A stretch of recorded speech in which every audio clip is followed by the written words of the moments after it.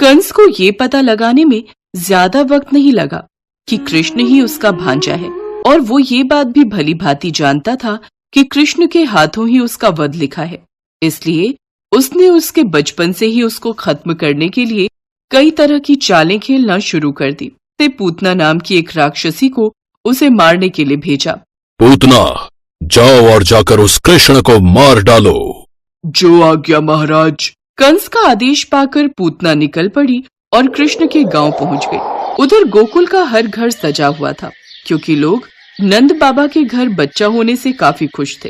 पूतना ने कृष्ण के घर का पता लगाया और एक सुंदर सी गोपी का रूप धारण कर निकल पड़ी नन्हे कृष्ण का वध करने के लिए। यशोदा, अरे ओ यशोदा। जी कहिए, क्या चाहिए आपको? कृष्णा। क्या मतलब? मतलब ये कि मैं कृष्ण से मिलने दूसरे गांव से आई हूँ। सुना है बड़ा ही प्यारा है तुम्हारा लल्ला। हाँ वो तो है, भीतर आइए, वो वहाँ पालने में खेल रहा है। यशोदा उसे अंदर ले गई जहाँ कृष्ण पालने में खेल रहा था। ये तो कितना प्यारा है, क्या मैं कुछ देर इसके साथ खेल सकती हूँ? हाँ हाँ, क्यों नहीं, अवश्य। वैसे हम इतना दूर चलकर आए हैं ना, तो थक गए हैं। क्या मुझे थोड़ा जल मिल सकता है? हाँ बैठी, मैं अभी आपके लिए लाती हूँ। अब पूतना कृष्ण के साथ खेलने लगी। कुछ देर बाद जब वो जल लेकर आई तो कृष्ण बड़े ही प्यार से खिलखिलाकर पूतना संग मुस्कुरा रहे थे। ये देख यशोदा को तसल्ली हुई और वो घर के दूसरे कामों में लग गई। पूतना तो जैसे इसी क्षण का इंतजार कर रही थी। उसने झट से कृष्ण को पालने से उठाया और उन्हें लेकर चुपके से निकल गई। इस तरह वो कृष्ण को गोकुल से बाहर लेकर आ गई। वो तो किसी तरह कृष्ण को अपना जहरीला दूध पिलाकर मारना चाहती थी। यही सोचकर वो कृष्ण को लेकर एक स्थान पर बैठ गई।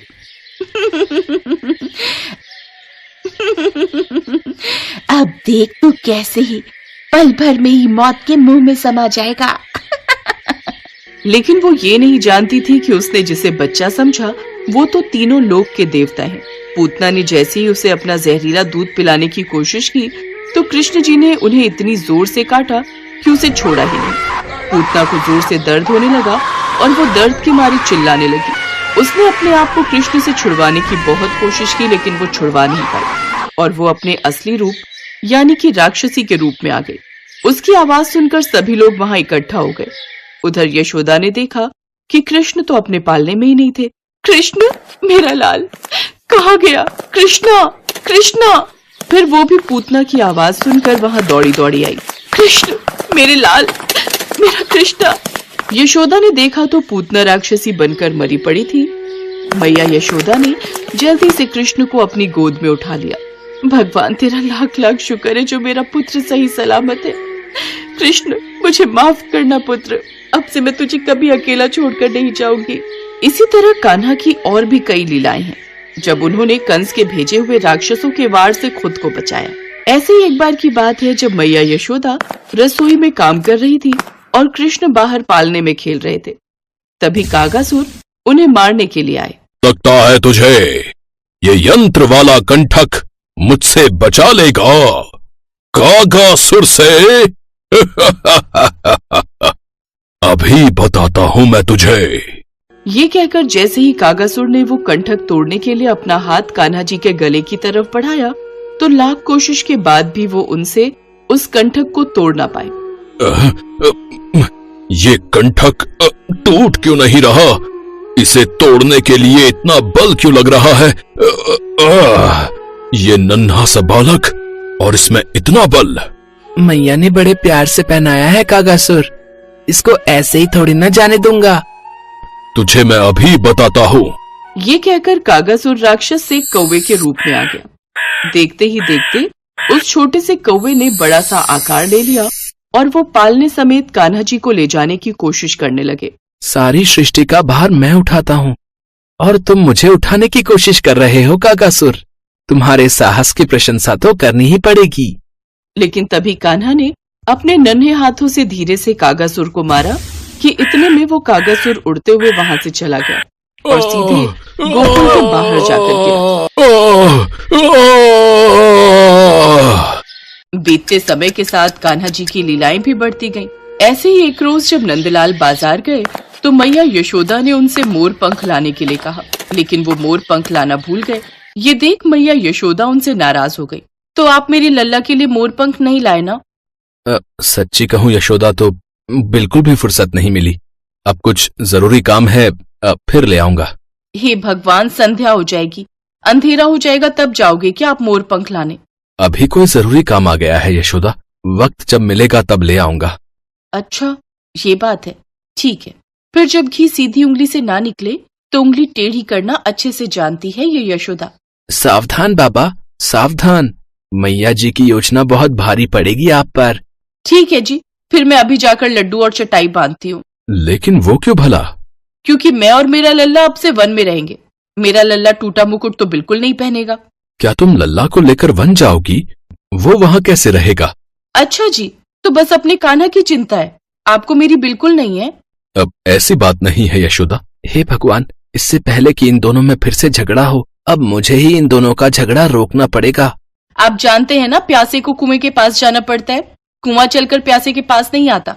ये बात कान्हा जी सुन लेते हैं और फिर उनके मन में एक विचार आता है। अब तो ऐसा ही होगा मैया।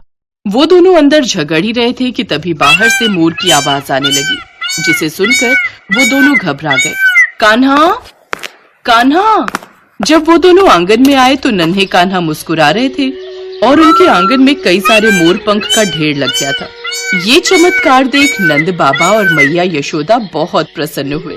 फिर मैया यशोदा ने एक पंख उठाया और नन्हे कान्हा के सर पर सजा दिया, जिसमें हमारे नन्हे कान्हा और भी प्यारे लग रहे थे।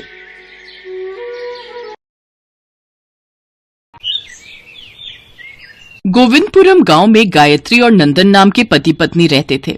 वो दोनों लड्डू गोपाल के बहुत बड़े भक्त थे। उनकी शादी को 4 साल हो गए, लेकिन उन्हें कोई औलाद नहीं थी। नंदन गांव के जमींदार के खेतों में काम करता था। नंदन के काम पर जाने के बाद गायत्री अपने लड्डू गोपाल को नहलाती, कपड़े पहनाती और उनके लिए भोग बनाकर उन्हें खिलाती। ये लो, मैंने अपने हाथों से आपके लिए खीर बनाई है, और ये देखो माखन भी है, मेरे लल्ला को पसंद है ना, खाओ। गायत्री जो भी लड्डू गोपाल को खिलाती वो खुशी खुशी खा लेते। लड्डू गोपाल, अब मेरी सूनी गोद भर के सचमुच मेरे गर्भ से जन्म लेकर मेरी गोद भर दो ना, और समाज जो मुझ पर बांझ का कलंक लगाता है उसे हटा दो। शाम को नंदन काम से लौट आता है। ये लो गायत्री, कल हमारे लड्डू गोपाल को इन लड्डुओं का भोग लगाना, इन्हें बहुत पसंद है ना। उन दोनों की भक्ति देख लड्डू गोपाल ने उन्हें आशीर्वाद दिया और ठीक 9 महीने बाद गायत्री ने एक बेटे को जन्म दिया। दोनों ने उसका नाम कान्हा रखा। अब वो पहले से भी ज्यादा लड्डू गोपाल का ध्यान रखने लगे, साथ ही अपने बेटे कान्हा पर भी खूब ध्यान देते। धीरे धीरे कान्हा 6 साल का हुआ तो वो देखता है कि उसके माता पिता लड्डू गोपाल की खूब सेवा करते। एक रोज उसने अपनी माँ से पूछा, माँ, ये कौन है जिनकी आप इतनी सेवा करती हो? बेटा, ये तेरा बड़ा भाई है, जैसे तू मेरा बेटा है वैसे ही ये भी मेरे बेटे हैं। तो क्या मैं अपने भाई के साथ खेल सकता हूँ? हाँ हाँ, जरूर। अब कान्हा हर वक्त लड्डू गोपाल के साथ खेलता और उन्हें अपने साथ ही सुलाता। कुछ दिनों बाद नंदन ने कान्हा का एडमिशन एक स्कूल में करवा दिया। बाबा, मैं लड्डू गोपाल को भी अपने साथ ले जा रहा हूँ, ये भी तो पढ़ाई करेंगे। नहीं बेटा, ये पहले से ही बहुत ज्ञानी और बुद्धिमान है।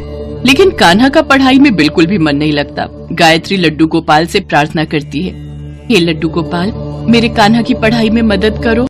फिर एक रोज लड्डू गोपाल एक बच्चे का भेष बदलकर राधा के साथ आए और कान्हा से मिले। मेरा पढ़ने का बहुत मन करता है, क्या तुम हम दोनों को भी अपने साथ स्कूल ले चलोगे? तुम कौन हो? मेरा नाम गोपाल है, यहीं पास के ही गांव में रहता हूँ, और ये मेरी दोस्त राधा है। मैं तुम्हें अपने साथ स्कूल तो नहीं ले जा सकता, लेकिन मेरा पढ़ाई में मन नहीं लगता, तो क्या तुम मेरी जगह स्कूल चले जाओगे? ठीक है, लेकिन ये बात किसी को पता नहीं चलनी चाहिए। ठीक है।